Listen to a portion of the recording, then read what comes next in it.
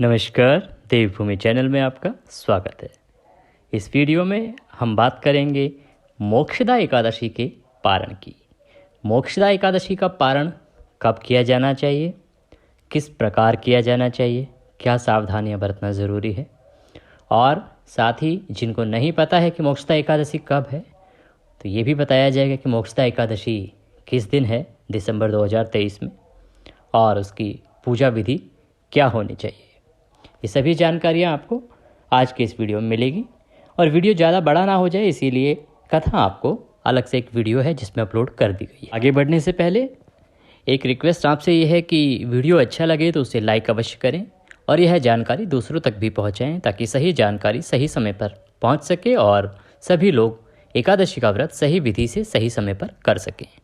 Video के comment box में comment अवश्य करें, जय श्री हरि लिख के भगवान विष्णु का नाम याद करें, स्मरण करें और उसे लिखें। इससे भगवान विष्णु का आशीर्वाद प्राप्त होता है और आपके इस कमेंट से हमें भी लगता है कि आप हमारे साथ जुड़े हैं और आपके इस सानिध्य से हमें कुछ और बेहतर बहुत अच्छा करने की प्रेरणा मिलती है। आइए वीडियो की तरफ आगे बढ़ते हैं। आप सभी जानते हैं मोक्षदा एकादशी जो है वो उत्पन्ना एकादशी के ठीक अगली एकादशी होती है। उत्पन्ना एकादशी जिस दिन एकादशी की उत्पत्ति हुई थी, आप सभी जानते हैं श्री हरि की जंघा से एकादशी की उत्पत्ति हुई थी और देवी एकादशी ने किस प्रकार से भगवान श्री हरि की रक्षा की थी और उस क्रूर दैत्य का संहार किया था, जिसके परिणाम स्वरूप भगवान विष्णु ने एकादशी को यह वरदान दिया था कि जो कोई उसकी पूजा करेगा, जो कोई उसका व्रत करेगा, नियमों का पालन करेगा, उसको भगवान श्री हरि की कृपा से सभी दुख दूर होंगे और भगवान के वैकुंठ की प्राप्ति होगी।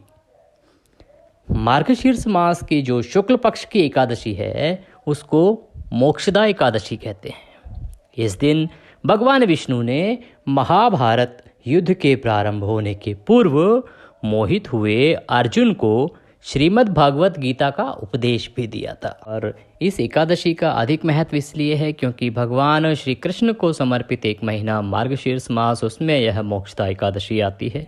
ये बात अलग है कि इस बार अभी खर मास की शुरुआत भी हो रही है। और खर मास का क्या है कि खर मास की शुरुआत होती है सूर्य के कर्क राशि में प्रवेश करने से। तो हम बात करते हैं मोक्षदा एकादशी की। अगर हम खर मास पे जाएंगे तो वीडियो बहुत अधिक बड़ा हो जाएगा। तो इस दिन भगवान श्री कृष्ण की भी पूजा करें आप, गीता का पाठ करना चाहिए। गीता में भगवान श्री कृष्ण ने कर्म योग पर विशेष बल दिया है तथा आत्मा को अजर अमर अविनाशी बताया है। जिस प्रकार मनुष्य पुराने कपड़ों को उतार कर नए कपड़े धारण कर लेता है, उसी प्रकार आत्मा भी अजर अमर है और जर्जर शरीर को छोड़कर नया शरीर धारण कर लेती है। मोक्षदा एकादशी के जो नियम हैं वो एक दिन पहले आरंभ हो जाते हैं। एक दिन पहले इस प्रकार से आरंभ हो जाते हैं कि मोक्षदा एकादशी से ठीक एक दिन पहले दशमी तिथि होती है। दशमी तिथि को आप दोपहर के बाद भोजन नहीं करेंगे। दशमी तिथि को ही आखिरी दोपहर का भोजन करें, उसके बाद भोजन ना करें। और उसमें भी आप सात्विक भोजन अर्थात जो तामसिक पदार्थ हैं, जो वेजिटेरियन हैं, वो भी लहसुन प्याज खाते हैं तो लहसुन प्याज का भी त्याग कर देना चाहिए। अगर आपने किसी प्रकार से खा लिया है तो दंत धावन अवश्य करें। और कुछ लोग, क्योंकि आजकल बहुत सारी परेशानियां हैं लोगों के जीवन में, बीमारी बहुत सारी हैं, तो इस तरह की अगर कोई परेशानी से आप जूझ रहे हैं तो रात्रि को आप फलाहार कर सकते हैं दशमी तिथि को। और रात्रि को अगर आप कुछ खा भी रहे हैं किसी मेडिकल कंडीशन की वजह से, तो दशमी तिथि को रात्रि को भोजन के बाद ब्रश अवश्य करें, टूथब्रश अवश्य करें, अपने दांतों को अच्छे से साफ करें ताकि कोई भी अन्न का दाना आपके मुंह में ना रहे। एकादशी को सुबह उठ के और भगवान विष्णु का पूजन करें। उठने का जो समय है वो ब्रह्म मुहूर्त हो तो सबसे उत्तम है, पर क्योंकि अभी शीत ऋतु है और नॉर्थ इंडिया में, हमारे उत्तरी जो भारत है, इसके क्षेत्रों में तो बहुत अधिक ठंड है इस समय, तो आप सूर्योदय से पहले अवश्य उठ जाएं, 7 बजे से पहले उठ जाएं। उठ के आप स्नान आदि करके अपने मंदिर में भगवान श्री हरि की पूजा करें, व्रत का संकल्प करें। इसके लिए हमने आपको बार बार विधान बताया है। सबसे पहले भगवान को स्नान कराएं, स्नान कराने के बाद तिलक करें, तिलक करके मौली के रूप में उनको वस्त्र अर्पित करें, वस्त्र अर्पित करने के बाद पुष्प आदि अर्पित करें, ज्योत प्रज्वलित करें, धूप दीप दिखाएं और व्रत का संकल्प करें। संकल्प में अपना नाम, अपना गोत्र, अमुत जो भी आपका स्थान है, मकान नंबर, जो जिस स्थान पर है वो कॉलोनी का नाम, उसका शहर का नाम। और हे प्रभु, हम आपकी एकादशी का व्रत करने का संकल्प करते हैं और उस संकल्प को भगवान विष्णु के चरणों में छोड़ दें।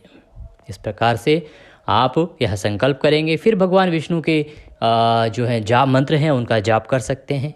और एकादशी की कथा, मोक्षदा एकादशी की कथा या तो पढ़ें या तो सुने।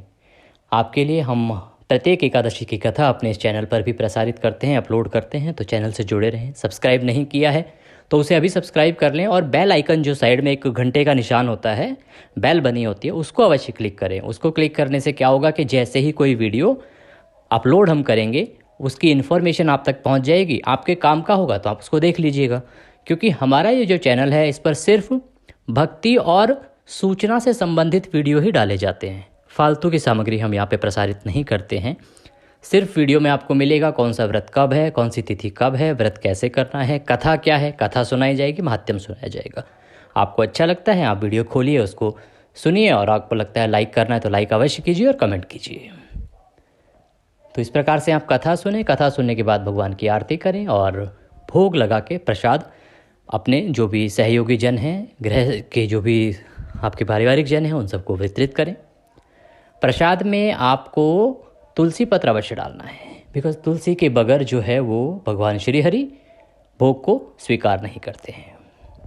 भोग लगाने के बाद आप अपने दिन का जो भी पालन है उसको पालन कीजिए। अगले दिन आप करेंगे पारण। तो इस प्रकार से जो ये एकादशी है, मोक्षदा एकादशी, ये देखिए आरंभ हो रही है। मोक्षदा एकादशी सुबह 8:16 पर शुरू होगी 22 दिसंबर 2023 को, और इसका समापन होगा 23 दिसंबर को सुबह 7:11 पर। इस प्रकार से ये 2 दिन मनाई जाएगी। और जब भी कभी एकादशी 2 दिन मनाई जाती है तो इस प्रकार से होती है कि इसमें स्मार्त जो कि ग्रस्त जीवन वाले हैं, पहले दिन उनका, और अगले दिन जो है वो वैष्णव का, वैष्णव संप्रदाय साधु संत आदि जो हैं उनके लिए होती है। इस प्रकार से जो स्मार्त या ग्रस्त आश्रम वाले जो हैं वो इसका व्रत रखेंगे 22 दिसंबर को, और बाकी जो वैष्णव संप्रदाय के लोग हैं वो इसका व्रत रखेंगे 23 दिसंबर को। अब इसके बाद आता है पारण। पारण आप जो 22 तारीख वाले हैं, जो व्रत 22 को रख रहे हैं, ग्रस्त जो स्मार्त लोग हैं, जो ग्रस्त आश्रम में हैं, वो सभी लोग इसका जो व्रत का पारण करेंगे वो करेंगे 23 दिसंबर को। 23 दिसंबर को पारण करेंगे। पारण के लिए सबसे पहले ब्रह्म मुहूर्त में उठें तो उत्तम। ब्रह्म मुहूर्त में अगर नहीं उठ पाते हैं तो सूर्योदय से पहले उठ जाएं।